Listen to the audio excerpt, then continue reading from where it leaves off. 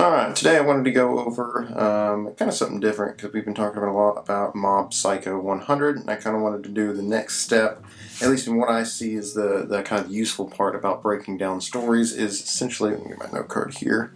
One, what can we learn from Mob Psycho, take what we can learn from it, create our own story, figure out kind of what story we're talking about, and then create a story with the elements. So that's what we're going to do. We're just going to basically try and take and break down the major plot points and see where we can go from here.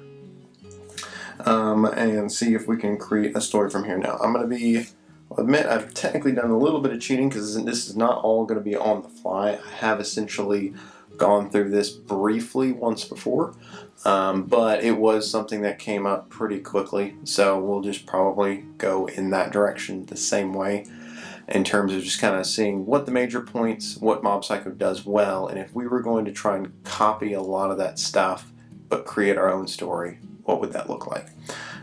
So what we've got here, we have an overpowered main character, MC, and this of course is Mob. Let's draw him right here. Mob and his character and everything like that. So as I said, I call these guys P overpowered. This is my symbol there, and this is Mob. So this represents Mob. So we got this one. This is kind of one aspect of the story that we've got.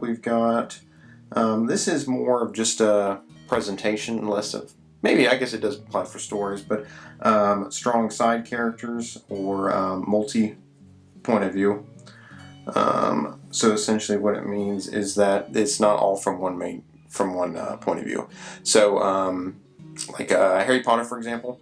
So in Harry Potter, what we've got is it's mainly like probably 90% to 95% from Harry's point of view, and then you'll come up with some other aspects where it pulls into other people. I think maybe even like 99%, because I'm trying to remember, I think the only time that really goes into other point of view is during the intro or prologue. The one I'm thinking mainly of is in the 6th book, where we have Snape and Bellatrix, I want to say, and all of them that are kind of talking about kind of the evil, nefarious, ne'er-do-well plans and everything from there. But this is kind of just an example. This is one is basically we're all from Harry's head. We're all going through, all the point of view is more or less entirely from Harry's point of view and Harry's head from there. So multi-point of view, we've got supernatural, but I'm not really going to focus on that because that doesn't really change. You could have it be, in this case, the story that we're going to do, it's probably going to be about something real world, but the person's just really good at, almost to a supernatural point. You can kind of see, Sherlock Holmes is a good example of this, where it's kind of, the BBC one does kind of takes it to the next level anywhere, where you kind of, and that kind of breaks it in terms of going too far, in my opinion. But in terms of having a character with essentially a superpower, but it's like bridged in the normal world enough to where it wouldn't really, it's not like Superman or anything like that. So multi-point of view, let's see, what else do we have? We have fights, so we have fights or combats. So essentially this is kind of like 1v1 test of strength sort of deal. So for anime, this is more or less all of them have some aspect of it, but not every story has one of them. So Hamlet doesn't really have it. Harry Potter does it. It's just not set up this way. This is very much an anime sort of thing, which it works really well, where you have like two characters and they're set up against each other, and it's very much the how powerful you are is very much an element of the story, which, you know, Sherlock Holmes, it never really comes up because that's just not how the world is set up. There's no like actual way you can match wits, and in a sense that's kind of what it is, but in terms of the physical strength and fighting and stuff, it just doesn't really play into effect from there. Let's see, so that's kind of another aspect we've got from there. What else can we do? Multi-point of view. I think, let's see, so it does the school setting, so let's see. We can try, I think in this one I wanted to try and get away from that one to avoid too much of a to actually try and tell a different story as opposed to the same story. But it's a school setting and basically just gives you a decent amount of restrictions. So what this is we don't have to, if we were going to copy this aspect, we don't have to have it be in a school. We just needed to be in a restricted environment, I would say, and this will give us a decent amount to work in terms of also it is a daily cycle. So this gives us something to kind of repeat over and over again with it. Overpowering character, multi-point of view, and these are pretty broad ones. I'm trying to see if there's anything else more specific we want, because this is kind of the funny things with stories is you can often take a story that's like 95% the same story that everyone tells, and then if you change a few aspects of it, it really can change it entirely. Like, for example, the best example that I can think of this is the Pirates of the, oops, I added some letters in there. I'm just going to make that the T. Pirates of the Caribbean. From there, where you basically have a guy, so this is, we're going to call him Will, and minus here just means he's kind of a weaker character. We have Elizabeth, and Eliza, and basically she gets kidnapped, and Will, who's poor, you know, he's the poor pauper, and she is basically the princess. She fulfills that role. She's princess. Now in the other movies, she kind of turns into her own, very much her own character. But for the broad part, and I'd say in this one, she holds her own. She's not they're trying to have the damsel in distress, but also not have her be completely useless in terms of the distress aspect, which is good. That's fine. It worked out in the first one, at least. It worked out pretty well. And then she gets kidnapped, and you go on an adventure. And essentially the adventure versus the pirates, of course, and to rescue the princess. Oops. Rescue the princess. And this is the story of Pirates of the Caribbean, and there's magic and curse and all this stuff. And so this all sounds fine and dandy. This story you may have even seen. I'm trying to think, I don't know if there's too much that can fall into the story exactly that I can think of off the top of my head, but this follows pretty normal one. But then you have this other character who acts as a complete wild card, who is, let's see, I put the plus here, and I'll go into detail at some point, but just know that this is capability. Strength equals capability. So these characters, what are they capable of versus what, of course, our very own Jack Sparrow is capable of. And this, he completely changes this whole dynamic. And that's what it is. What they do is all their authors do really good, writers do a really good job basically taking this story, the princess and the pauper, and he likes her, she likes him, but there's all stuff, but then adventure and rescue and all this stuff. And this kind of looks like a very traditional, typical story, but it's disguised by the fact that if you add this character into the bunch, it adds this different point of view and this different way it plays out to where it kind of changes everything to where you can almost disguise it, so most people don't even realize that it's just kind of a generic story. Generic not being bad, but generic being this is not exactly reinventing the wheel, but you add this character in and suddenly you're able to just change everything from there. So what we're going to do then for our story, we're going to call, so what the setting I came up with was I didn't want to do high school because that's been done a lot, so let's try and do it. So what I came up with was college kind of feels like it's just cheating, but at the same time it does give me what I want in that regard. So college quasi-business setting, so we're going to set this in a college.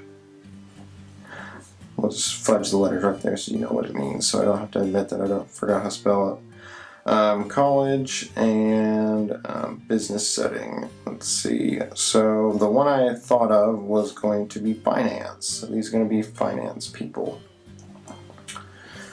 And so essentially what we're going to do is we're going to have people, and this is going to be once you kind of set what world this is going to be, this kind of sets the metric for, who's talented and who's not. So, whoever is the best cook here doesn't really apply. That applies more in a cooking show. So this one's going to be all about finance and investments. So this is going to be kind of our strength metric, basically, as you want to say it, in terms of, because again, we're going to be bringing in a overpowered character, so we have to kind of define, okay, what are they overpowered in? You know, again, if we're doing Master Chef, but the guy's a really good shot with a gun, or can do tricks or card tricks or something, it doesn't matter at that point, because that's not what the story's about. So we're going to have this, and with the overpowered, our main character here is, we'll call him MC for right now. He is going to be really good at finance. He is just a wizard, basically. So he can read the charts and trends and paths or whatever, something like that, to be, let's see, can make, let's see, good decisions and very successful.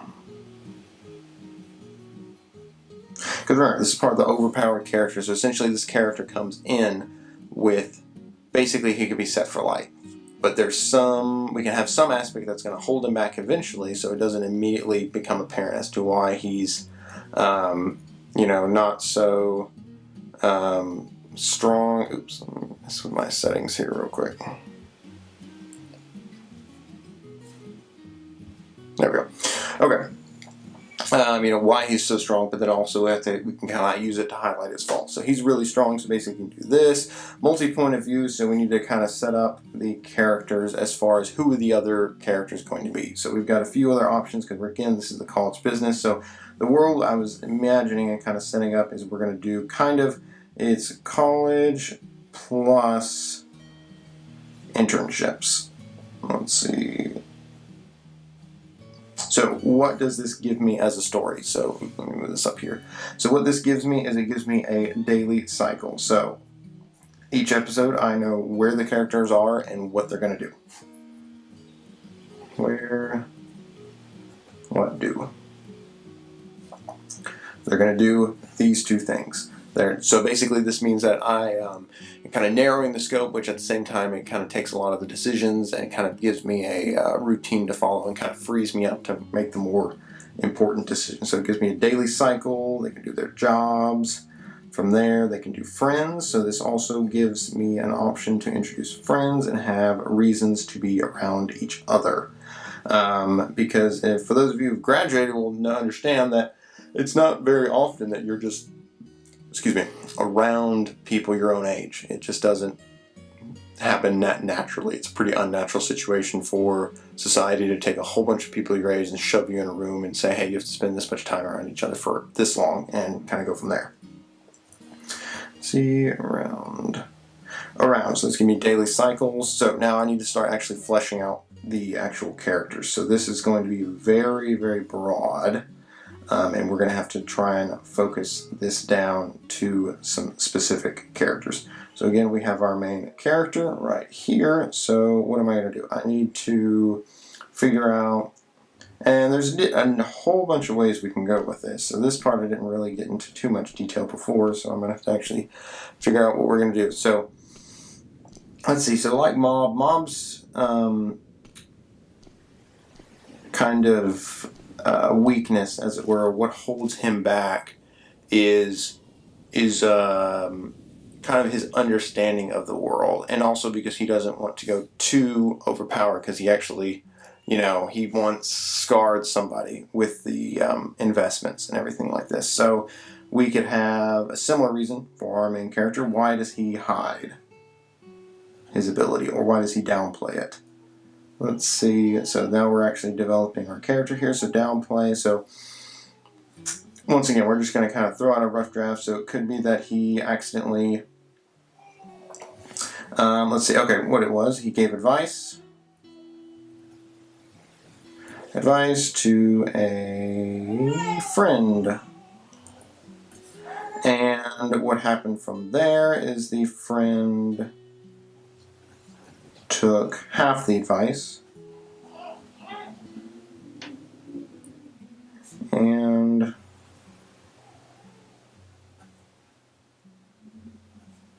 ruined themselves.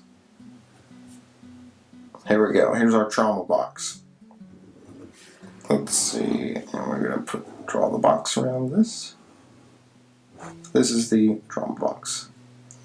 TB. Yeah. I think I'm bending my pen a little bit. These are not exactly expensive pens, so starting to show. Let's see, where's my other one? Okay, this one will work, I think. Trauma box. So this is what he's doing. So trauma box, and this friend turns out has a family, and their family involves, let's see, mom, dad, and then the daughter. And the daughter is going to be, you guessed it, the love interest. So the main character financially ruins his love interest's fortunes. So that's, definitely seems like some trauma. So this is the reason why he kind of downplays his power in this regard, because he really hurt someone. And once again, we're really taking this as inspiration. But you can see if you kind of take the function of it as opposed to what actually happens, you can really find a story you like and really kind of copy it in a sense, but it's not always immediately obvious that it's not a one-to-one copy, because we're still creating an original story with original characters, but what we're doing is we're taking the feelings and functions that this story does really well, and we're going to use it for our own. Because we really like it, and it seems to work out, so we're going to do that. So we got the family, daughter, and the daughter, of course, we're going to put her as L-I, love interest, from here, right here. So, love interest. It's a very flowy pen. Hopefully this one doesn't run dry like the others. Okay, so now we've got some characters, and these people, let's see, mom and dad are going to, and the daughter largely, are going to be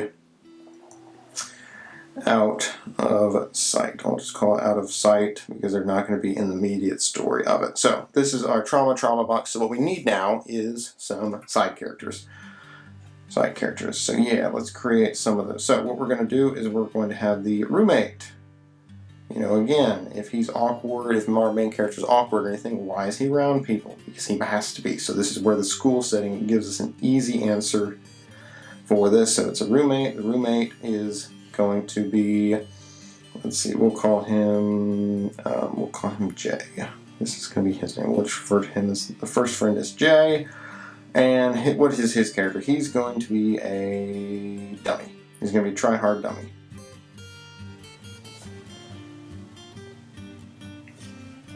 And what this means is he's got a mind for justice and trying hard, but he doesn't really do it. So basically they kind of counterbalance each other in this like yin-yang. So he doesn't really want to try, but can do everything really well, and he tries really hard and doesn't do it very well. So there's that one. We've got few other side characters we can come up with, and these they honestly don't matter too much because they can really do whatever. We can have, well, let's just start throwing some out there. We're going to have aloof, cool guy. Let's see. This is the next one. This is the one that everyone thinks is cool, of course, hence the name. So aloof, cool guy, and he's going to kind of be tangentially there, in and out. Basically, he's just going to kind of be the, usually what you have is you have the power or status metric of ability. Let's call this one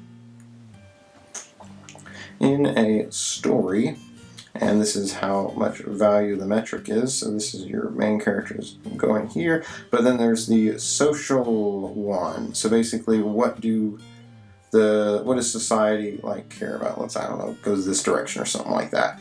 This is where you kind of have a conflict where you have our MC is following this line, and you have other characters follow this metric, basically from here.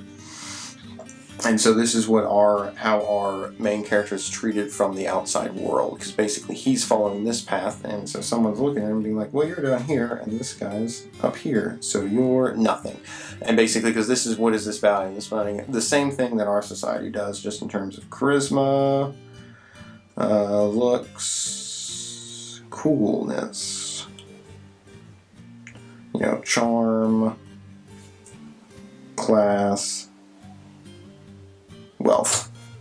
All these things basically factor into this. But again, this is kind of the dichotomy, which gives us an aspect for our main character to succeed in, but it's different from the outside world, so you kind of have that contrast and make that more of an actual letter. Okay, so aloof cool guy. We're gonna have aloof cool guy. We're going to have. Let's go. Let's make some generic characters. I feel like I'm dawdling too much on this one. So we're gonna have the Klutz girl. Let's see, Klutz girl, and maybe she likes MC. There we go. So we're getting some romance, love triangle from here. Klutz girl, then we're going to have, let's see, let's throw a bully in here. Let's add some excitement. So we're going to have bully 1. Bully 1, who does he bully? He's going to bully MC and tries to copy his work.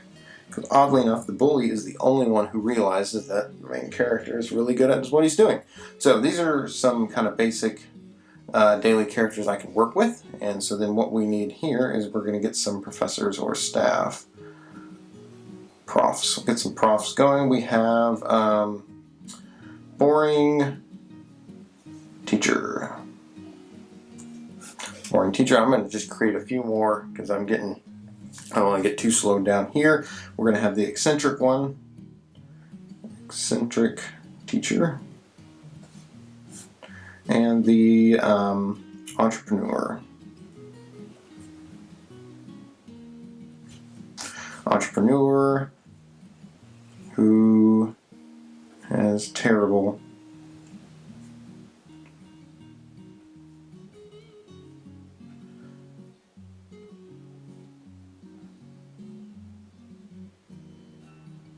There we go. Succeed. That says succeed. So this is actually going to be our copy of Reigen. Our Reigen character, he's an entrepreneur who has terrible ideas, but with the main character can succeed. So basically this kind of sets up, this could be our daily job, basically, if we want. Daily job for the main character. And what this does is, as you see, this will give some comedy, some comedic elements, but in terms of also, it also adds a kind of an absurdism to it because he's going to continue to succeed despite how terrible his ideas are. So these are some characters. You can kind of see now then what the actual story arc is going to be. Let's see. So what else do we need to implement?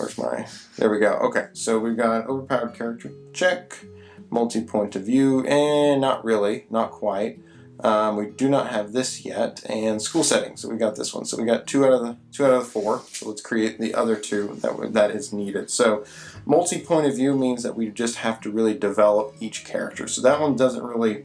It just means that if you're going to include these side characters, you kind of need to have some aspect for them beyond. Like this character's Klutz girl. If it's told from the point of view of the main character, this is her character. She likes the main character. That's what she does. She does normal school stuff and likes the main character. And you kind of see how the interactions, she downplays it and everything like that.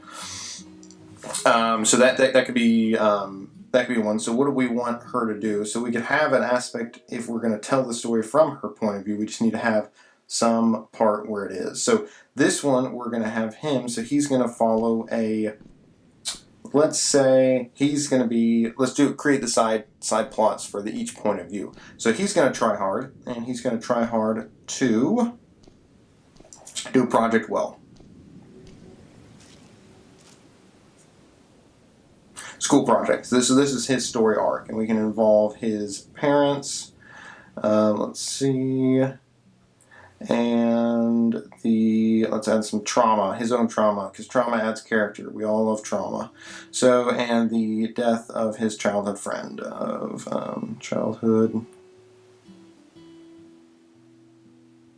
So there we go. There's his trauma box, which gives him a character. So if we tell a point of view from him, there we go. And yeah, see his parents and the death of childhood friends. So this all goes in his trauma box. So if we tell the story from his point of view, this is what we're going to talk about. He's going to go, he's going to succeed, he's going to fail, he's going to try and get it done in time, he's going to do this, that, all this, and that, in the other. And then he's kind of doing it in the shadow of all this aspects for, his friend and everything from there. And then aloof cool guy, he's going to follow the stereotypical main character perfectionist arc. So he is an artist. We'll call him an artist. It doesn't actually matter what he's an artist in. We'll just make him an actual artist, but he is trying to live in his father's footsteps. Let's see, father's steps.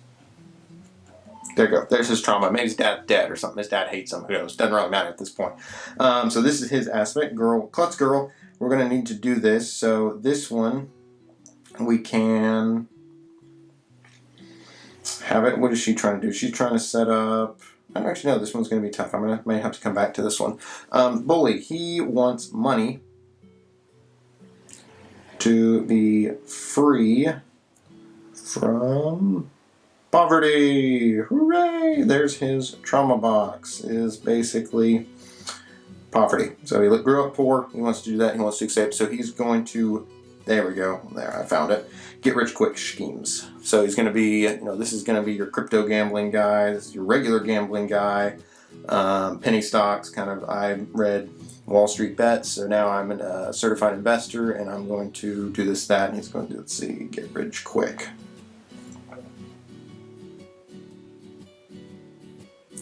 So if we tell a story from his point of view, it's going to be all about get rich quick schemes.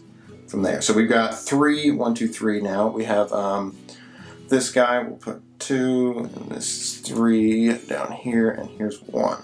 Okay, now we're looking good. So we have some side characters. So we have this guy, this can be 4, this is Reagan. So terrible ideas, but can succeed, and the reason is because he is bucking the system. Let's call that.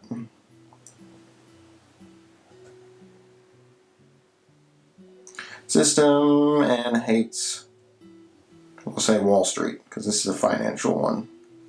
Wall Street. Hates Wall Street. There we go.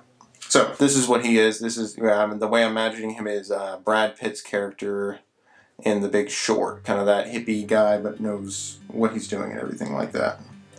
So maybe that's him, but he's still very much a Wall Street guy, so maybe that's not the best example, but either way, you get the idea. So that, boring teacher, we don't really need to do that. His backstory is he's really boring, and that's what it's just going to be. So we're going to tell a 5-minute, 2-minute, 3-minute snippet from his point of view, and it's just going to be really boring. And that's all it's going to be. He's just going to be an enigma. Like, you don't really understand how boring this guy is. How could someone be this boring? That's just how it is. So now we've got our characters. I think we've now successfully done a multi-point of view. Now we need fights and tests of strength. So what this is, we need some sort of competition. So basically what we're going to do is probably, let's have it so, this is a internship school for businesses. Let's see. School to, let's see, help local businesses. Yeah, so that's what it is. So this is the strength meter. So yeah, the more you help, so little help, lesser known rapper is down here, and big help is up here. So this is our success meter, strength meter, capability meter, I don't know, whatever you want to call it, but the better you do, the higher up you're going to be, and this is how we're going to measure success and measure, how overpowered or how powerful our main character is, because whoever does well and better on these sorts of things is going to do better in all the others. So this is what we got to work with. So next we're going to do is so helping businesses in terms of making them succeed. Suckies. There we go. Succeed. Make them succeed. So, what do we got to do here? Let's come up with a business, random business, bakery. I want cinnamon rolls. So we're going to cause a bakery that's failing due to, and this kind of depends also on what kind of story are we telling. Are we telling a drama, a comedy? Let's see. Comedy, romance, and most stories will have elements of all of these, basically. It's just kind of what is the primary one. So if we're going to drama, it's failing to realistic things. So, because real life sometimes it's depressing, so it's failing. Now, you can also do it, Gintama does a really good one where they kind of have this ultra serious, kind of depressing dark one, but then they completely flip it around by making it absurd oftentimes in situations. So you can really, kind of picking whatever it is, you can still pull it out of whatever you want. But we're going to do comedy because we're kind of copying Mob Psycho, and comedies are funnier. So it's going to be a failing due to, but we're also going to add that touch of realism just to make it stick. So he accidentally killed the mayor. We're going to go with the mayor with a rogue peanut. Mayor was allergic.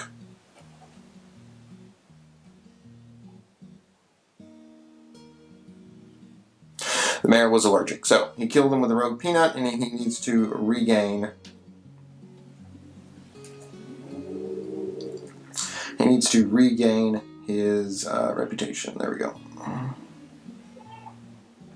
So, and the neat thing is you can kind of tell now with all of this different aspects that we're doing, all these different daily, like this daily cycle. So, episode 2, what's episode 2 is about? Episode 2, well, we're going to do a multi-point of view, so it's about this character. We can do this. So, episode 2 kind of involves him. So, we can have a segment of him, and we can have a segment of him. We can have all these different segments, and then episode 3, we focus on another business. We can have a factory. Let's see, a factory who wants, sorry for the stereotype, but wants to oppress their workers.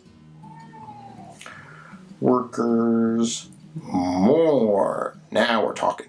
Who wants to oppress their workers more? So this is episode 2, and this is kind of what gives it. In episode 3, we could have a casino wants to open on comedy, so a child gambling section. There you go. Section. Yeah, so these are different episodes, and basically then what we're going to have is each episode breakdown. I'm starting to run out of paper here, but essentially each episode breakdown is going to include a few elements. So what this does is it means that we can now take a lot of this stuff and we can create 20 episodes out of it. So how are we going to do that? So the overlay, because I always start with outlines. I absolutely love doing outlines. So this is bread and butter for me. So let's say we're going to do a 20-minute episode. Let's see, let's put this here, and this is 20 minutes, so that means each here is going to be 10. And each one here is going to be 5. And then each one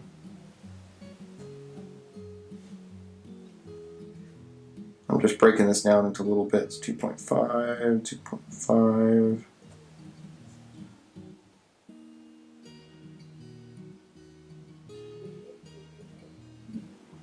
2.5. So if we were going to break down each scene and see what it's going to be about. So, start minute 1. So we're going to do, right here, this is going to be intro. I'm probably going to run out of space, but intro to MC. And then, okay, the next one we're going to do is, we're going to do Jay's story. So we're going to talk about Jay, try-hard dummy character. Oops. Try-hard dummy character down here. We're going to talk about him for a few minutes. And then 2.5, we're going to, right here, where's 5? I guess I need to put those in there as well. The 5, then at this point, we're going to do the bakery. We're going to introduce the bakery. And probably it's going to happen because the entrepreneur has invested all of the main character's money or something like that.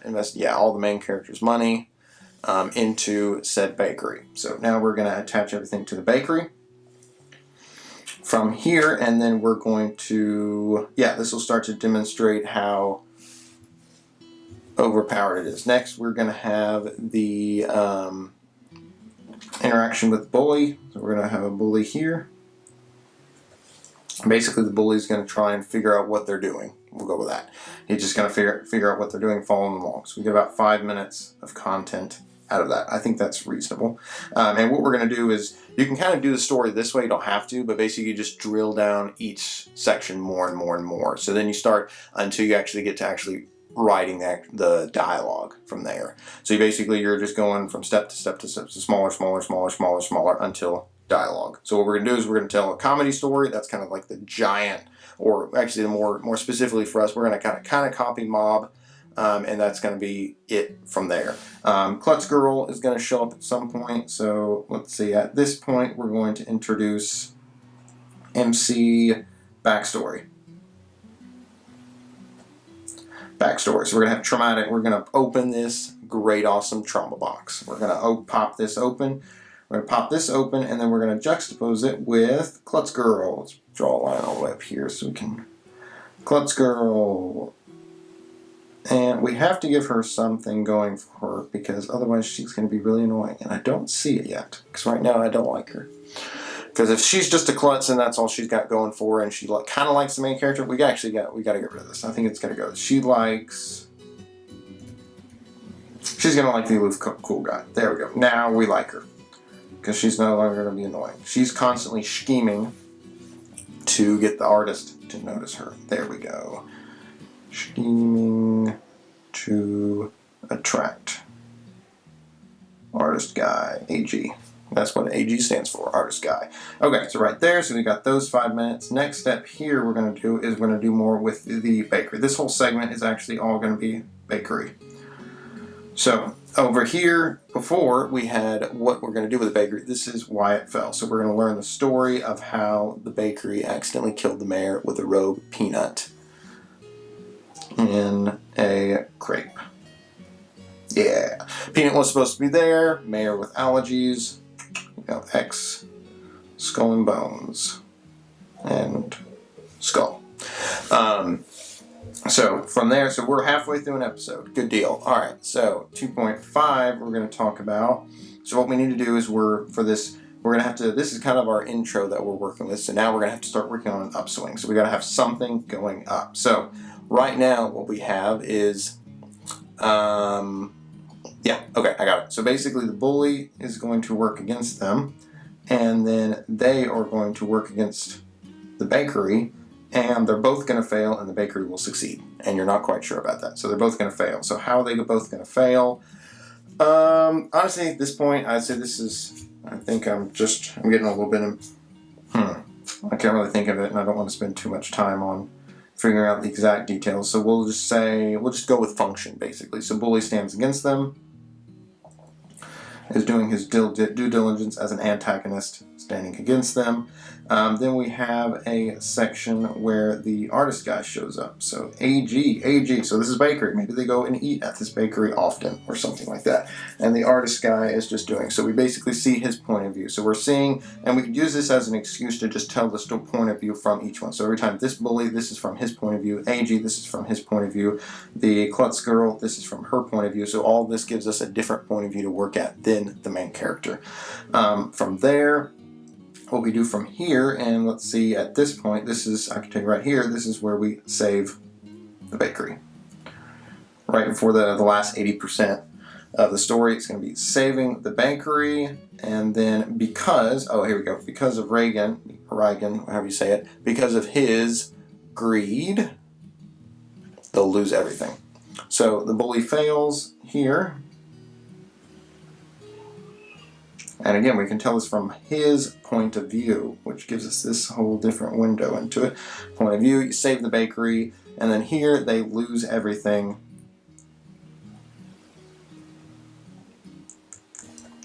But bakery wins. Bakery wins from there.